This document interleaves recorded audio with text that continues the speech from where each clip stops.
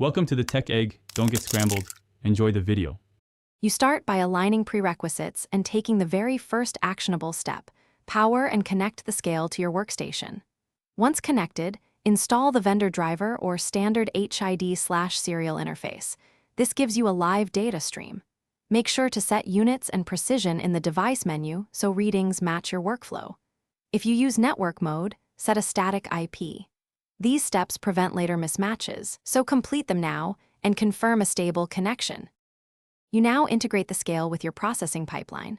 Open the serial or network port and capture raw frames. Once data arrives, parse the protocol, terminators, checksums, and status flags so you only use valid samples. Apply calibration offsets and a short moving average to reduce jitter. This preserves responsiveness while improving stability. Make sure to timestamp and persist each reading to CSV or a database with unit metadata. Once done, test with known weights to validate the pipeline. You finish by automating the routine, schedule calibration, health checks, and backups of stored data. Once automation runs, add alerting for drift, missing samples, or out-of-range values so you catch problems early. Make sure to document calibration coefficients and recovery steps for operators. If something goes wrong, start by checking the physical chain, cables, and grounding. Then confirm baud rate, parity, or IP. Finally, verify firmware and driver compatibility.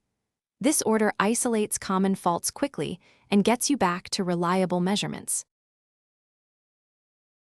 Thanks for watching. Consider subscribing if I helped unscramble your problems.